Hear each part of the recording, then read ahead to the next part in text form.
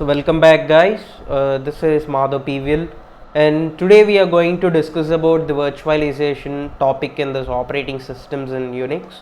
So now why virtual memory? In earlier days memories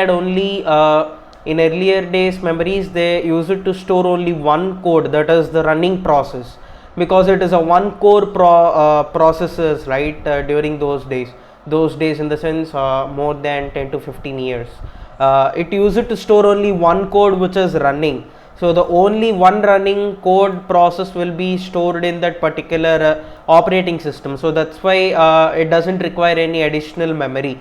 And then now multiple processors will use time share in CPU. So time sharing concept is used in the CPU to just run multiple processes. So we need to just run the multiple processes in our CPU. So for that reason we had just introduced this concept of virtual memory. Memory of many processes must be in the memory, non-continuous. We can just say like we can't just decide, right? So we can't just decide all the processes after one by one. We can't just decide like now if I just open this Microsoft Word, then the next process I will just open only the Paint. So I can't just decide it, right? So non-continuous is nothing but we can't just decide the thing. So memory of many processes must be in this main memory. So that is the reason we need virtual memory. And then this is a basic three processor sharing memory. So here we can just see like operating system is consuming this memory, and this is a free allocation, and this is process C is considering this memory, process B is taking this memory, and this block is free, and then this block is considering process A, and this is free and this is free. So in this manner the whole memory in this main memory, the whole memory allocation in the main memory will just divide it into these type of parts. So three processes are sharing memory in their particular main memory. So this is a main memory of a particular operating system. So abstraction of a virtual address space. So abstraction virtual address space. So here we can just say like every process assume it has an access to a large space of memory from address 0 to a max. So what does this sentence mean? So here we can just say like we are not just giving any restriction for a particular process to use only up to this particular extent. So it has a large space of memory. So we are not just stopping the process to just work only till here. So we are just giving that process to work as much as you can, 0 to max. So till the last extent it can just work on that particular process. So that is the concept of this virtual address space. So here the program code and heap and stack. So what is heap and stack? Heap and stack plays a major role in the concept of this virtualization. So heap will just take care about this data structures of that particular code. So data structures of that particular code will be taken care with the help of this heap, and then the stack segment, local variables and the return values, all those things will be taken care by the stack. So heap and stack will play a major role in the case of this virtual address space. So if the data structures are getting increased, then the heaps get increased, and then if the local variables and the return values are getting increased, then the stack gets increased. So in this way the things will just get increased with the help of this virtual address space. So stack and heap grows runtime. So after executing many functions and many codes, so the stack and the heap will just get some more data, so that it will just increase one by one. With the growth of heap and stack, CPU issues and stores to the virtual address. So this free space can be considered as the virtual address.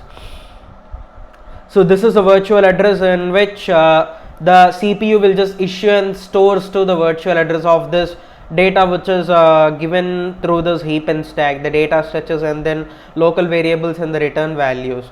And then how is actual memory reached?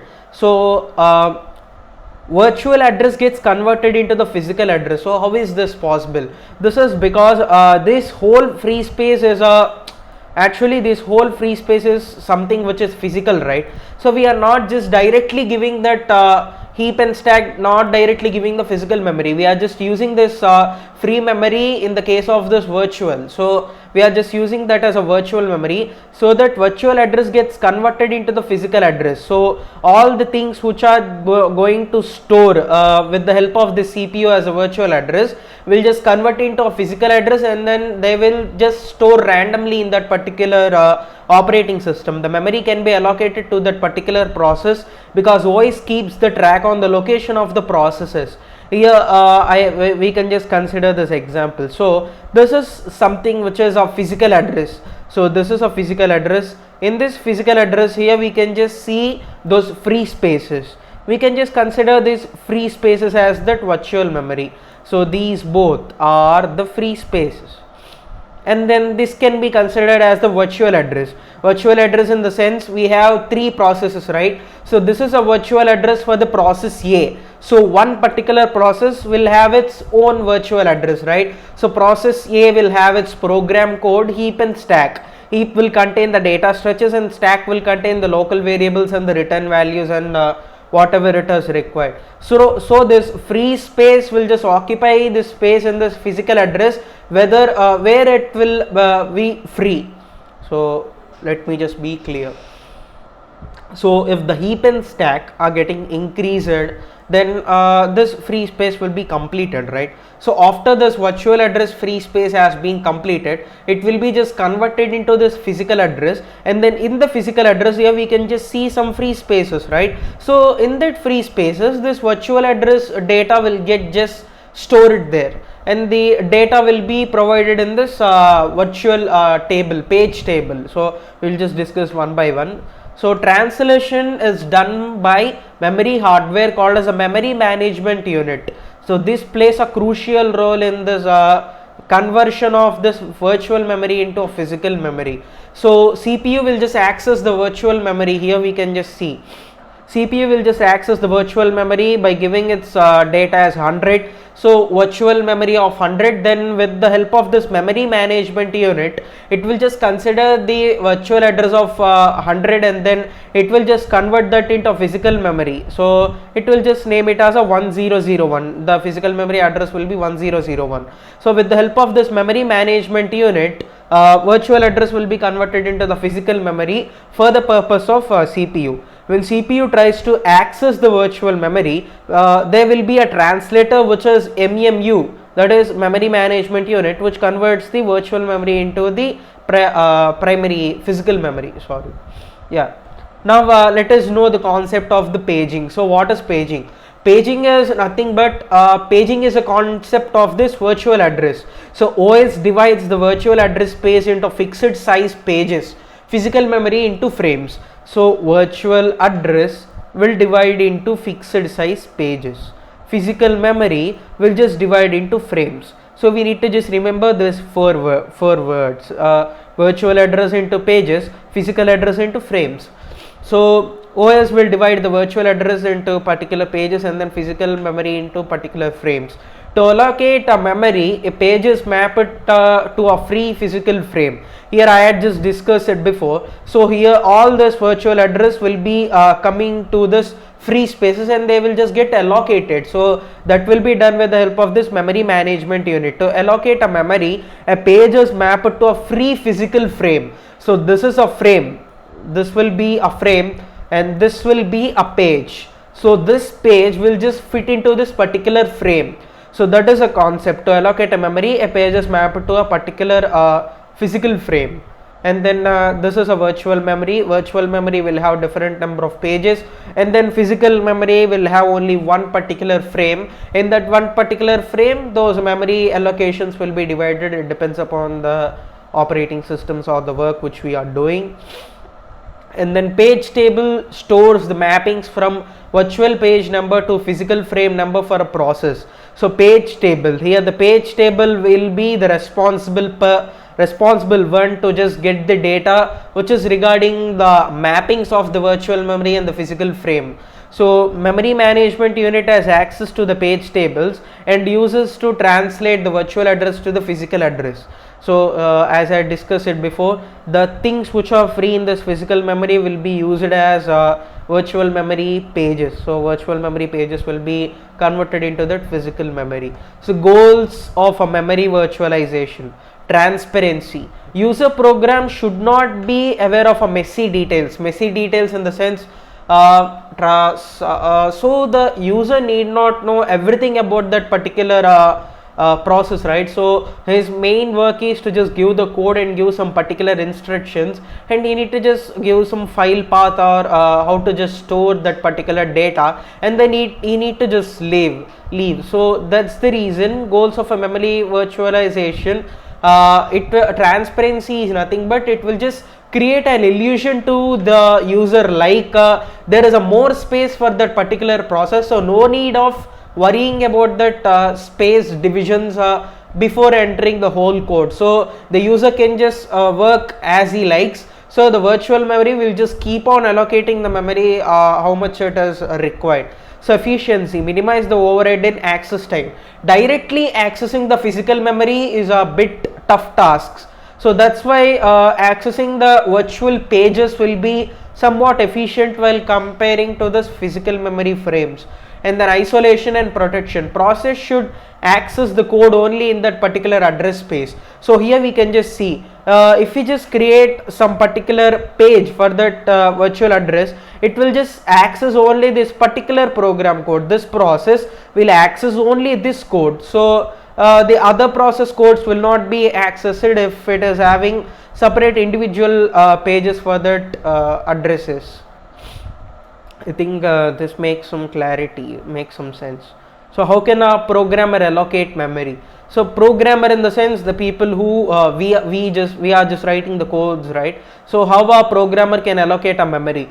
OS allocates a set of pages to that memory image of the process. So OS will just give the predefined pages. It will just give some predefined virtual pages to just allocate some memory. Some conditions where virtual memory is created, static or global variables were executed. So here if we just consider in the case of Java, so if we just import some package, we will just use only one or two things in that particular package, right? So remaining all will be global.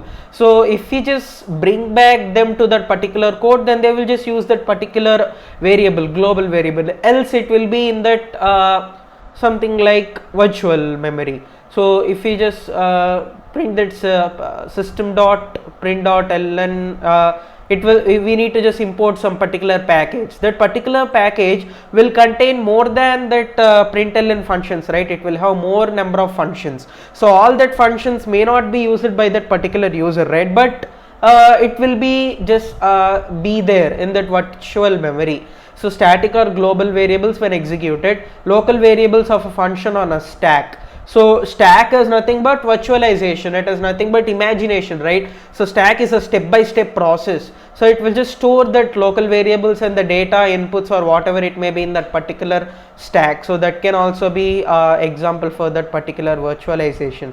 And then dynamic allocation with a malloc on the heap. Malloc in the sense we will just give the data with the help of this malloc without mentioning the size of that particular data.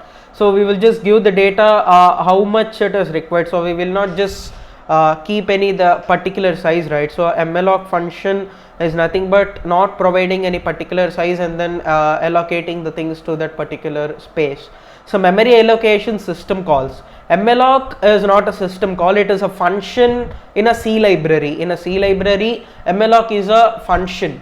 So to grow a heap, library uses the BRK and SBRK system calls. So these both are the system calls which are used by that particular operating system to just grow the heap and then stack in that particular process. And then a program can also allocate a page size in memory using the mmap system call. So in that particular page, you can also create another page which is internally in that particular page with the help of this mmap system call. So in that particular page, you will just get in deep about the internal structure of that particular process. So we will just, if you just go in deep in the subject, we will just know something new at every time, right? So mmap is nothing but creating a page inside that particular page in the sense virtual memory. So BRK and SBRK are the system calls to just grow the heap and then stack. So what is the address space of a OS? So we are just discussing all these things about virtualization. Does this virtualization can be considered in the case of this operating system? Yeah, it is considered, because operating system code is not a separate process with its address space. So it is a code which is a part of an address space of every process. So every process will have its operating system code, because each process will have its particular way of behavior with that particular operating system, right? So operating system code is not predefined in that particular operating system's main memory. So the the OS code, the operating system code, will be different for every process. So it will be so the each code will be in that each particular page. So a process sees operating system as a part of its code. And then how does an operating system allocates a memory? Operating system needs memory for its data structures. So for large memory, operating system also allocates the virtual memory pages. For small memory, operating system uses various memory allocation algorithms. So this is all about the concept of virtualization in the Unix or Linux operating system. So thank you for watching.